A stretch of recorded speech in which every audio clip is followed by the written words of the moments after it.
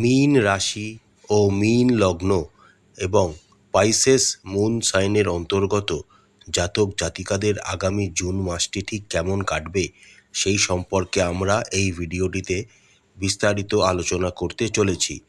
আলোচনাটি খুবই গুরুত্বপূর্ণ হতে চলেছে আপনাদের জন্য, তাই আশা করব আপনারা পুরো ভিডিওটি দেখবেন, স্কিপ করবেন না, এই অনুরোধই আপনাদের কাছে রইল।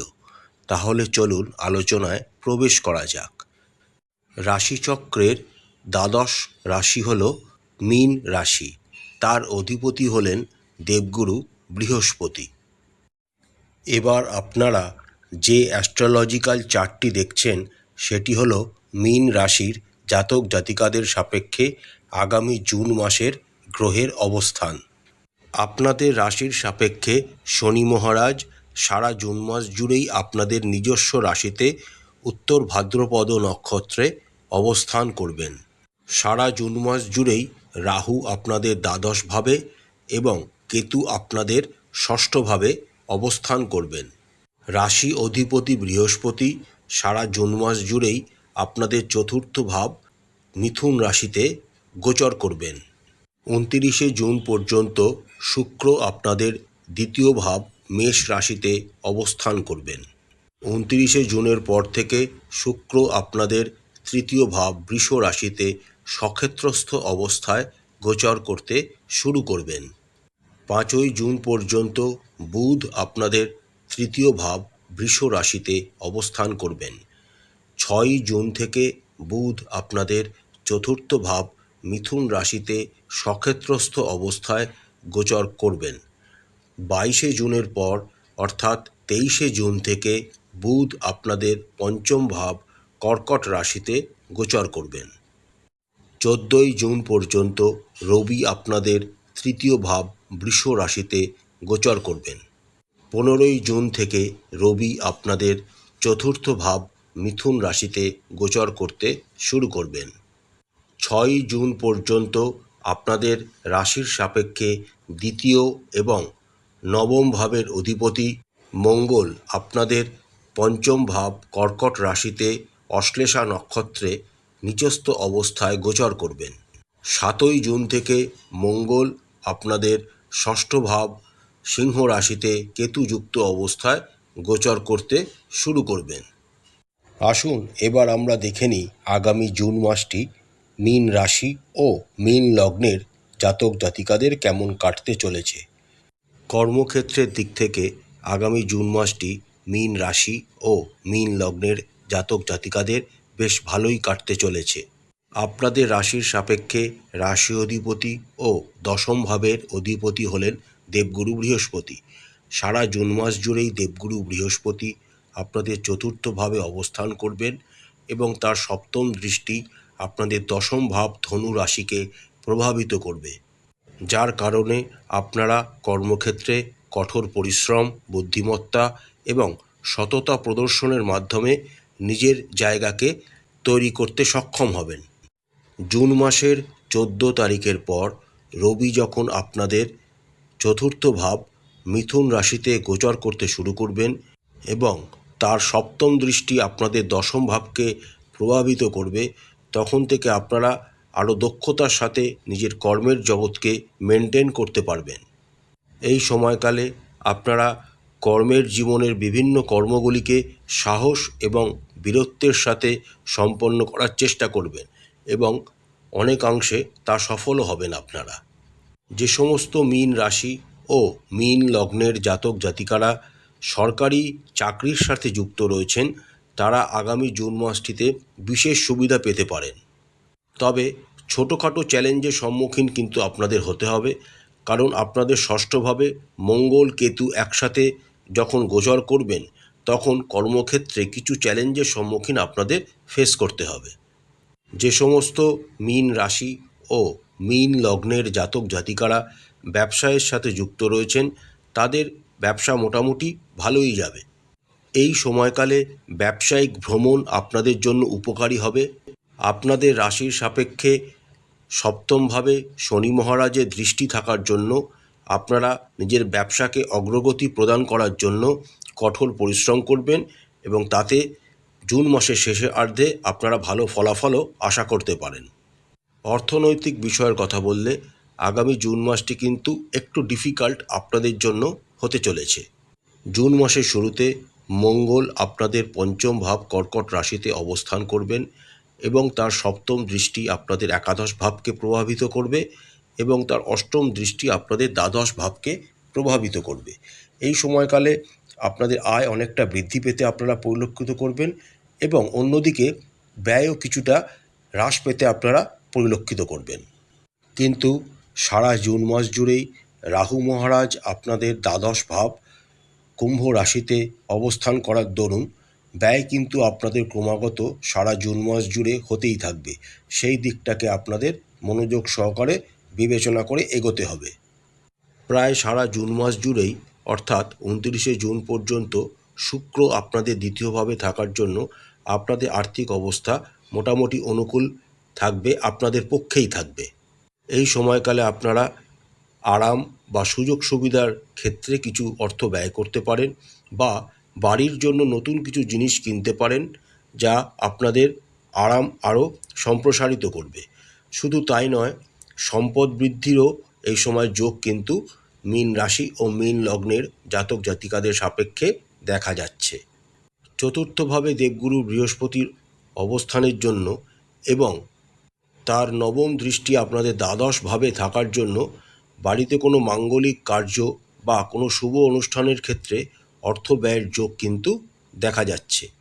22শে জুনের পর বুধ যখন আপনাদের পঞ্চম ভাব কর্কট রাশিতে গোচর করে যাবেন, তখন আপনাদের আয় বৃদ্ধির সম্ভাবনা অনেকাংশে বৃদ্ধি পাবে। কিন্তু 6ই জুনের পর মঙ্গল এবং কেতু একসাথে আপনাদের ষষ্ঠভাবে গোচর করবেন এবং তাদের দুজনকার সপ্তম দৃষ্টি আপনাদের দ্বাদশ ভাবকে প্রভাবিত করার জন্য স্বাস্থ্য সংক্রান্ত বিষয় বা পারিবারিক কোনো লোকজনের স্বাস্থ্য সংক্রান্ত কোনো বিষয়ে কিন্তু আপনাদের অর্থ ব্যয় হওয়ার যোগ দেখা যাচ্ছে। স্বাস্থ্যের দিক থেকে আগামী জুন মাসটি মীন রাশি ও মীন লগ্নের জাতক জাতিকাদের একটু সাবধানতা অবলম্বন করতে হবে। সারা জুন মাস জুড়েই শনি মহারাজ আপনাদের রাশিতে গোচর করবেন, তার সাথে আপনাদের দ্বাদশ ভাবে রাহু এবং ষষ্ঠভাবে কেতু মহারাজ উপস্থিতির জন্য বিভিন্ন রকমের স্বাস্থ্য সমস্যা বৃদ্ধির ইঙ্গিত কিন্তু পাওয়া যাচ্ছে।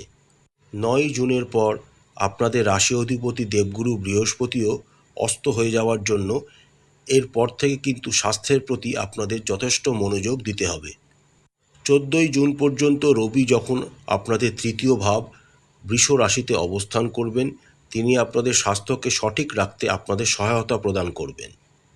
কিন্তু যখন মঙ্গল এবং কেতু একত্রে আপনাদের ষষ্ঠভাবে গোচর করতে শুরু করবেন এবং মঙ্গলের অষ্টম দৃষ্টি আপনাদের রাশির ওপর পড়তে শুরু করবে, তখন কিন্তু আপনাদের স্বাস্থ্য সম্পর্কে যথেষ্ট সচেতন থাকতে হবে। পেট সংক্রান্ত বা পাকস্থলী সংক্রান্ত কোনো সমস্যা এই সময় আপনাদেরকে বিরক্ত করতে পারে। এছাড়া বিভিন্ন রকমের ফোঁড়া, ব্রণ, কেটে যাওয়া, পড়ে যাওয়া, ছড়ে যাওয়া, চোখের কোনো সমস্যা, পায়ে কোনো ব্যথা বা পা কোনো রকম ইনজিওর্ড হয়ে যাওয়া ইত্যাদি কিন্তু আপনাদেরকে বিরক্ত করতে পারে। খুব সাবধানে রাস্তাঘাটে চলাফেরা করবেন। যখনই কোনো রকম স্বাস্থ্যের অবনতি আপনারা পরিলক্ষিত করবেন, অবশ্যই কোনো ভালো ডাক্তারের পরামর্শ অবশ্যই নেবেন। আমরা যদি প্রেমের সম্পর্কের কথা বলি, যে সমস্ত মীন রাশি ও মীন লগ্নের জাতক জাতিকারা প্রেমের সম্পর্কের মধ্যে রয়েছেন, তাদের জন্য কিন্তু জুন মাসটি যথেষ্ট কঠিন হতে চলেছে। জুন মাসের শুরুতেই আপনাদের পঞ্চম ভাবে মঙ্গল নিচস্থ অবস্থায় অশ্লেষা নক্ষত্রে কর্কট রাশিতে অবস্থান করবেন। এর ফলে প্রেমের সম্পর্কের দিক থেকে আপনাদের মেজাজ কিন্তু একটু খিটখিটে হয়ে যাওয়ার সম্ভাবনা প্রবলভাবেই দেখা যাচ্ছে। এই সময়কালে আপনাদের সাথে আপনাদের প্রেমিক বা প্রেমিকার বিভিন্ন বিষয় নিয়ে তর্কাতর্কি, ঝগড়া ইত্যাদি হওয়ার সম্ভাবনা প্রবলভাবেই ইঙ্গিত দিচ্ছে। 7ই জুনের পর মঙ্গল যখন আপনাদের ষষ্ঠ ভাব সিংহ রাশিতে গোচর করে যাবেন, তখন থেকে পরিস্থিতি ধীরে ধীরে ভালো হতে শুরু করবে। এরপর থেকেই আপনারা আপনাদের প্রিয়জনের মনের হৃদয়ের অনুভূতিগুলো সহজেই বুঝতে পারবেন এবং সেই বুঝে সিদ্ধান্ত নিতেও সক্ষম হবেন। এর ফলস্বরূপ আপনাদের প্রেমজ জীবনের মধ্যে একে অপরের প্রতি সম্মান অনেকাংশে বৃদ্ধি পাবে এবং জুন মাস যত এগোতে থাকবে আপনাদের প্রেমজ সম্পর্ক তত শক্তিশালী রূপ নিতে থাকবে। আমরা যদি বিবাহিত জীবনের কথা বলি, সারা জুন মাস জুড়েই আপনাদের রাশিতে শনি মহারাজ অবস্থান করবেন এবং তার সপ্তম দৃষ্টি আপনাদের সপ্তম ভাব কন্যা রাশিকে প্রভাবিত করবে। এর ফলে আপনাদের দাম্পত্য জীবনে একটা অ্যাটাচমেন্ট তৈরি হওয়ার সম্ভাবনা দেখা যাচ্ছে। আপনাদের রাশির সাপেক্ষে সপ্তম ভাবের অধিপতি বুধ 6ই জুন পর্যন্ত আপনাদের তৃতীয় ভাবে, 6ই জুন থেকে 22শে জুন পর্যন্ত আপনাদের চতুর্থ ভাবে এবং 23শে জুন থেকে মাসের শেষ অবধি আপনাদের পঞ্চম ভাবে অবস্থান করবেন। 22শে জুনের পর বুধ যখন আপনাদের পঞ্চম ভাবে গোচর করে যাবেন, তখন থেকে আপনাদের দাম্পত্য জীবন ধীরে ধীরে শক্তিশালী হতে শুরু করবে। আপনাদের দাম্পত্য জীবনের টানাপোড়েন অনেকাংশে এই সময় কমে যাবে। এই সময় আপনারা একে অপরের সাথে একটি সুন্দর সময় অতিবাহিত করতে পারেন। এমনকি ছোটোখাটো কোনো ট্যুরেও আপনারা একে অপরের সাথে বেড়াতে যেতে পারেন, যা আপনাদের দাম্পত্য জীবনকে নতুন শক্তি যোগাবে। পারিবারিক দিক থেকে আগামী জুন মাসটি মীন রাশি ও মীন লগ্নের জাতক জাতিকাদের অনুকূল হওয়ার সম্ভাবনা রয়েছে। সারা জুন মাস জুড়েই রাশি অধিপতি বৃহস্পতি আপনাদের চতুর্থ ভাব মিথুন রাশিতে অবস্থান করবেন। 6ই জুনের পর থেকে আপনাদের চতুর্থ ভাবের অধিপতি বুধও আপনাদের চতুর্থ ঘর মিথুন রাশিতে সক্ষেত্রস্থ অবস্থায় গোচর করবেন। এর ফলে আপনাদের পারিবারিক জীবন যথেষ্ট ভালো হবে। বিশেষ করে পরিবারে যারা প্রবীণরা রয়েছেন তাদের থেকে আপনারা বিভিন্ন রকম উপঢৌকন বা আশীর্বাদ পেতে পারেন। বাড়ির পরিবেশ যথেষ্ট হালকা এবং সুরেলা হবে, যা পরিবারের মধ্যে পারস্পরিক ভালোবাসা অনেকাংশে বৃদ্ধি করবে। 29শে জুন পর্যন্ত শুক্র আপনাদের দ্বিতীয়ভাবে অবস্থান করবে। এর ফলস্বরূপ পারিবারিক কোনো সুসংবাদ আসার সম্ভাবনা আপনাদের জীবনে প্রবলভাবেই দেখা যাচ্ছে। বাড়িতে এই সময় কোনো শুভ অনুষ্ঠানেরও আয়োজন করা হতে পারে, যেখানে অতিথিরাও আসবেন এবং বাড়ির লোকজনের আগমনের সাথে সাথে কোলাহল ও উত্তেজনার পরিবেশ তৈরি হবে, যা পরিবারের সদস্যদের জন্য আনন্দের পরিবেশ বয়ে নিয়ে আসবে। আপনাদের রাশির সাপেক্ষে দ্বিতীয় ভাবের অধিপতি এবং নবম ভাবের অধিপতি হলেন মঙ্গল। মাসের শুরুতে মঙ্গল আপনাদের পঞ্চম ভাবে নিচস্থ অবস্থায় থাকবেন। তারপর মঙ্গল আপনাদের ষষ্ঠ ভাব সিংহ রাশিতে গোচর করে যাবেন। এই সময়কালে পারিবারিক কোনো সম্পত্তি সংক্রান্ত বিষয়ে বিরোধ দেখা যেতে পারে, তাই এই বিষয়ে আপনাদের যথেষ্ট সতর্কতা অবলম্বন করতে হবে। তৃতীয় ভাবের অধিপতি শুক্র প্রায় সারা জুন মাস জুড়েই আপনাদের দ্বিতীয়ভাবে অবস্থান করার জন্য আপনারা নিজেদের ভাই বোন বা দাদা দিদির কাছ থেকে বিভিন্নভাবে সমর্থন পাবেন। প্রয়োজনে তারা আপনাদেরকে আর্থিকভাবেও সাহায্য করতে পারে। 29শে জুনের পর শুক্র যখন আপনাদের তৃতীয় ঘর বৃষ রাশিতে সক্ষেত্রস্থ অবস্থায় গোচর করতে শুরু করবেন, তখন থেকে আপনাদের দাদা দিদি ও ভাই বোনের মধ্যে ভালোবাসা অনেকাংশে বৃদ্ধি পাবে। তারা বিভিন্নভাবে বিলাসিতার জন্য প্রচুর অর্থও খরচা করবে আপনাদের জন্য। প্রতিকার স্বরূপ আপনারা রাশি অধিপতি দেবগুরু বৃহস্পতির বীজ মন্ত্র 108 বার করে জপ করবেন। তার সাথে আপনারা রাশির বীজ মন্ত্রও 108 বার করে জপ করতে পারেন, তাহলে আরও ভালো ফলাফল পেতে পারেন। বাড়ির সামনে যদি কোনো পুকুর থাকে তাহলে সেখানকার মাছকে খাওয়াবেন, এতে আপনাদের অনেক বাধা কেটে যাবে। প্রত্যেক দিন ভগবান শ্রী গণেশকে দুর্বাঙ্কুর নিবেদন করুন এবং গণেশ সূক্তম পাঠ করুন। প্রত্যেক দিন শ্রী হনুমানজির পূজা করুন এবং প্রত্যেক দিন একটি নির্দিষ্ট সময় হনুমান চালিসা পাঠ করবেন, বা যদি আপনারা পাঠ নাও করতে পারেন সেই নির্দিষ্ট সময় হনুমান চালিসা আপনারা শুনতেও পারেন, এতেও আপনারা অনেক উপকার পাবেন। আশা করছি বন্ধুরা, আগামী জুন মাসটিতে প্রত্যেক মীন রাশি ও মীন লগ্নের জাতক জাতিকাদের খুব ভালো কাটবে। মা কালী আপনাদের মঙ্গল করুন, আপনাদের সমস্ত মনস্কামনা ও মনের ইচ্ছা মা কালী পূরণ করুন। আমাদের চ্যানেলটি যদি আপনাদের ভালো লাগে তাহলে অবশ্যই লাইক করবেন, শেয়ার করবেন। আমাদের চ্যানেলটি সাবস্ক্রাইব করে আমাদের চ্যানেলটির পাশে থাকবেন। নমস্কার।